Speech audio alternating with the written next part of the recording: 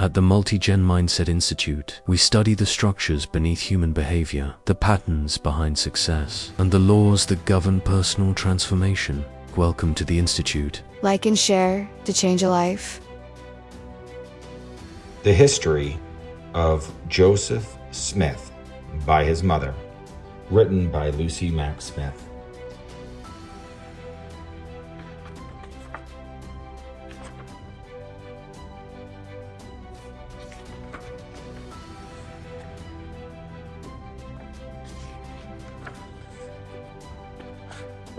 Today, we are going over a particular passage referring to going through troubles as you're seeking to do the will of God, and the highest version of ourselves. And in life, we do live in a barrier universe, meaning that there are barriers.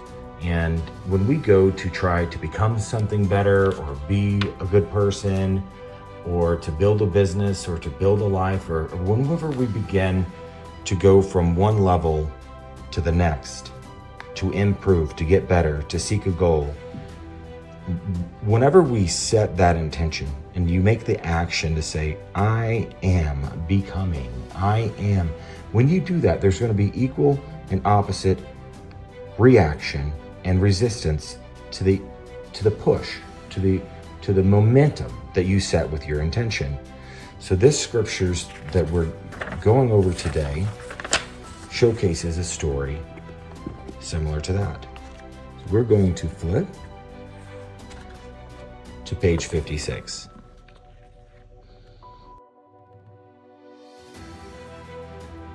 Join me here as we read this paragraph. I seemed to be traveling in an open, barren field, and as I was traveling, I turned my eyes towards the east, the west, the north, and the south, but could see nothing save the dead, fallen timber. Not a vestige of life, either animal or vegetable, could be seen. Besides, to render the scene still more dreary, the most death-like silence prevailed. No sound of anything animate could be heard in all the field. I was alone in the gloomy desert, with the exception of an attendant spirit who kept constantly by my side. Of him I inquired the meaning of what I saw, and when I was thus traveling in such a dismal place, he answered thus: The field is the world, which now lieth inanimate and dumb, in regard to the true religion or plan of salvation. But travel on, and by the wayside you'll find, on a certain log, a box, the contents of which you will eat thereof, will make you wise and give you wisdom and understanding. I carefully observed what was told me by my guide, and proceeding a short distance, I came to the box. I immediately took it up and placed it under my left arm. Then with eagerness I raised the lid and began to taste of its contents, upon which all manner of beasts, horned cattle, and roaring animals rose up on every side in the most threatening manner possible, tearing the earth, tossing their horns, and bellowing most terrifically all around me. And they finally came so close upon me that I was compelled to drop the box and fly for my life. Yet in the midst of all this, I was perfectly happy, though I awoke trembling. So, pausing for a moment to process what we just read, he's having a dream, a vision. And I want to point out some of the processes that we go through when we're on a journey. It starts out with, I seemed to be traveling. And I want to bring light to that very first paragraph, because we do live in an infinite universe, and we are infinite spiritual beings that was alive before this life and will be alive after this life. And we're told over and over again that everything that's physical, everything that we're experiencing here on this earth is temporary and operates through specific phases of birth, growth, maintaining, and then decay, and then finally death. Mountains wither. It takes millions of years, but mountains move, oceans change. And just like that, in the phases of your own life, you will go through the birth, the living of life, and the dead. This experience of being human is very similar to feeling like you're traveling. You wake up here with consciousness, at some point being a child, realizing that you're a child, realizing that you're inside of a body, realizing that you're on earth, right? And these become awarenesses. And we contemplate these things as children and as young adults and teenagers, trying to define what is and who we are and what this place is and what this experience is about. And the hard times and the pressure times and the times of resistance seem to challenge our willingness to stay hopeful and our willingness and our ability to maintain positivity and flow in the law of grace. And on our journeys, as we're traveling, we are going to have experiences that grow us and test us. And we're going to have resistances that try to keep us from becoming the highest version of ourselves.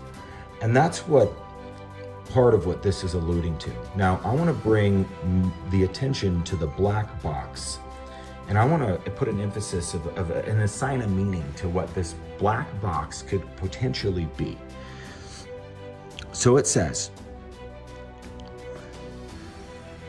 by the wayside, basically he's traveling and on his journey, by the wayside, at some point, you will find on a certain log a box, the contents of which you eat thereof will make you wise and give unto you wisdom and understanding. So as we think through this and we mentally visualize, he's on this journey, he's traveling, and it doesn't seem like he knows where he's going. And what he's noticing is barrenness. He's noticing pain. He's noticing loss. He's noticing the experience of life itself, of sometimes the unfairness that we can experience in a human life. And he's traveling on his journey. He's experiencing life itself. And he's told that along the journey, there will be something for you that's meaningful, that will help you, that will guide you, that somewhere down the road on a certain log, there will be a box, and inside of it will be something that will guide you along your way, that will help you, that there's something in the future to keep going towards, right? And that there is meaning, that there's something behind all of this barren journey that he's having, right? So he finally finds this box, and he doesn't know what's in it. He just knows that when he opens it, he'll be given wisdom.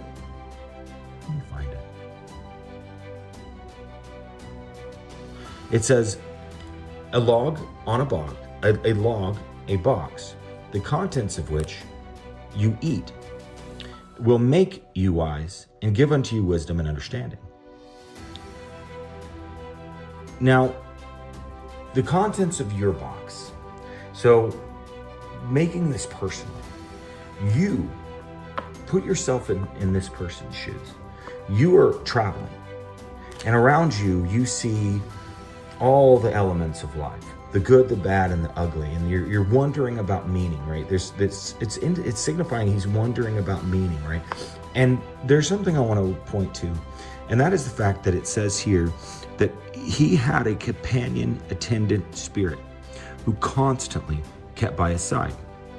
And I want you to ask you, are you aware of your attendant spirit? Are you aware of the help that God brings you? Are you aware when a friend shows up out of nowhere to encourage you, and your friend says, God told me to come talk to you? When a miracle happens, when something pops in at the right moment, but your faith was tested and tested to the last moment, right? And he's got this guide with him, this spirit. And I want to encourage you that you are guided, and that there's promises in this book and other books and other scriptures and textures that declare that you will be guided, that whether you turn left or right, there will be a voice behind you saying, this is the way, walk in it. And I imagine that's what this is for him. It's the Holy Spirit, an angel, a spirit guide, past family member, who knows? But it's an attendant spirit who constantly was by his side. And I want to encourage you now that you're not alone. And in whatever you're going through, whatever's coming up against you, you're not alone.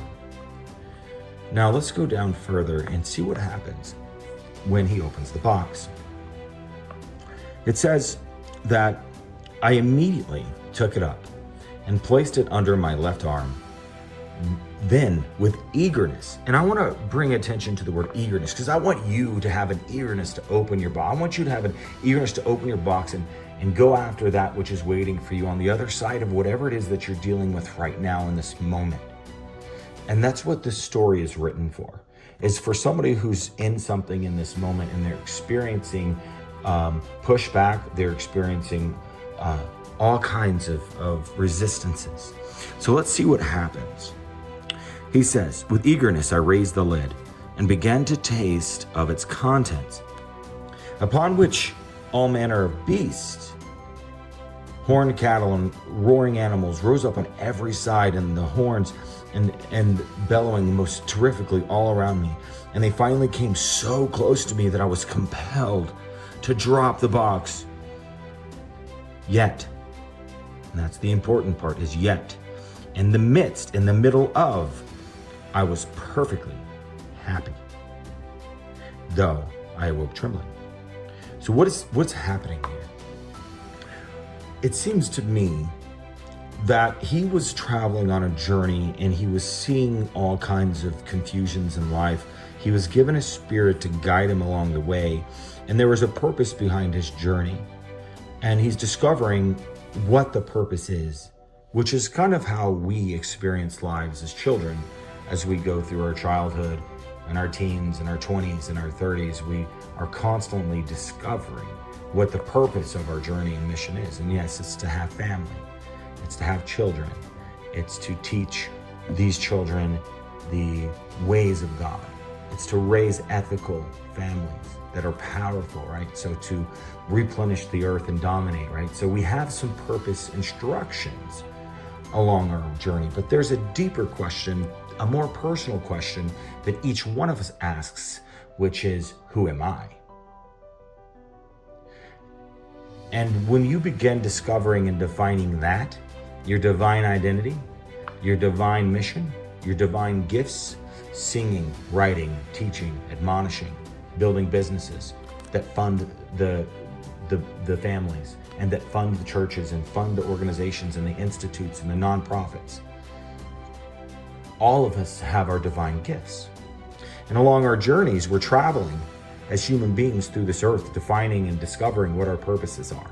Just discovering and then defining what we're here to do and what our work is. In the Emerald Tablets of Thoth, there's a scripture in which Thoth is speaking to God. And he says, make me a teacher of men. But prior to that, he's asked what work he will do. And he's about to come back into Earth. So Thoth lived a life, he left Earth. He's now discussing with his guides, what he's going to return to Earth to do and be. And he asks to make me a teacher of men. Similarly, Jesus said, make me a fisher of men. He said, I will make you a fisher of men. So we see similarities in those stories. So the question that we ask each one of us personally is, who am I? What am I going to do? What work am I going to do? And sometimes we've got that cut out for us. We're roofers, we're framers, we're business owners, we're accountants, right? We have that framed out for us. But there's a deep question that's there to be answered. Now, what's happening to him in this narrative? He's been on this journey. He's been told there's a meaning behind it. There's something good on the other side of whatever he's going through, on the other side of this journey. He finally gets to the thing that he's trying to get to. He finally gets to the destination. He saw himself being a certain way. So now he's walking down this path. He doesn't know where this random log is. There's a specific random log that it says where his box, this thing that he's going after, this thing that he's wanting to be and become, he literally eats it. And that's definition of becoming something. You are what you eat, correct? So this is signifying that he's eating what is in the contents of the box, and it's making him wise and giving him purpose and giving him understanding of his journey and understanding of what he saw. And prior to that, it discusses the true religion, where it speaks that the earth is a barren place, because they are dumb in regard to the true religion. So there's a knowledge that the people have. Being dumb is not criticizing somebody criminally. It's more like telling somebody you're ignorant, which is also pretty rude, but at the same time, it's not saying you're stupid. Ignorant definitively means lack of knowledge. So it's not a criminal accusation, a bad accusation to call somebody ignorant. It just means you lack knowledge. It's a very not kind way to do it. But it's saying that the world is ignorant to the true religion. So he's given a problem to solve. He's given understanding of why he's seeing the earth as barren. And then he's giving something that he can do about it. Some problem to solve. And in this, it's knowledge. That the world is lacking knowledge of the true religion. So now we get a problem of humanity to solve. So he's on his journey. He's discovering who he is. He's guided by a spirit. It's just like us in this earth, if you think about it, in our individual lives. And then he's told that there's a purpose for him, that there's something on the other end of this that's waiting on him that's good, and it's worth the journey. It's worth the travel. It's worth what he's going through on the other side. And he's told what the problem is, that there's a problem that needs to be solved. And at some point in each one of our lives, we discover the problem that we want to solve.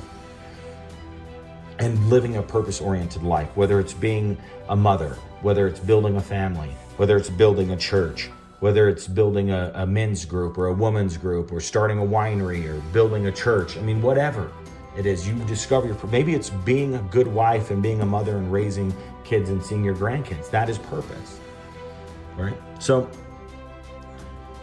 what's happening now is that he's been on his journey. He got to the destination. He's beginning to become.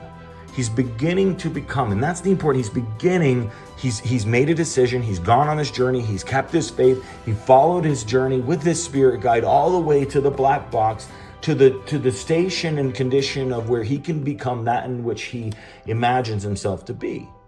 And when he gets to that place, and he begins eating and becoming, and eating and becoming, and eating and becoming that in which he desires and imagines himself to be, the highest version of himself. And when that happens, he begins to be overwhelmed and surrounded about north, east, south, and west by resistance, by beings thrashing the earth and thrashing at him and threatening and trying to get him to what? Drop the box, drop the purpose, drop the mission, drop the becoming, drop the trying. It's like you're trying to lose weight and you're going to the gym and you're doing diets and you can't figure it out, and you're almost to the state of apathy. You're almost to the state of where you're about to see real change, because your body's going to stop resisting you at some point, and you're going to lose weight, or you're going to figure out the right diet, or your nutrition, or you're going to get on hormone therapy, or something's going to change where you actually lose the weight. Or you want to be in a relationship. You want to be a husband. You want to be a wife. And you're going after that, and you're trying to become the type of person that would be a good husband and wife. Or you're wanting to build a business or write a book, and you can apply this to any area of your life. He's beginning to become. And when he begins to become, that's when the resistance shows up. And he says, they came so close upon me. Sometimes you may feel like that. There's persecution against you. People are saying horrible things about you, or your business is going down statistically, or your relationship with your wife is on the rocks. There's something, right, coming so close as to total destruction. But yet, in the midst of all this, I was perfectly happy. Now, there's a scripture that says the joy of the Lord is my strength, and the joy of the Lord can be defined as the future imagining of the state of your life, of what the vision that God put inside of your heart is, right? To have a family, to have more money, to lose weight, all of these goals, all of these aspirations apply. That it's right when you're about to fully become that the biggest resistance shows up, and it gets so close to you, testing you to drop your purpose, to quit, to back away, to run, to leave, to hide, to not write, to not sing, to not go after that in which you dream. And it's when you find your peace that it gets quiet. And he woke up trembling and all of the resistance was gone. Let this be a narrative of a story that you're living. And let this story stick with you as a narrative of what almost every human life comes up against and the process of becoming its highest self. Like and share to change a life. At the MultiGen Mindset Institute, we study the structures beneath human behavior, the patterns behind success, and the laws that govern personal transformation. Welcome to the Institute.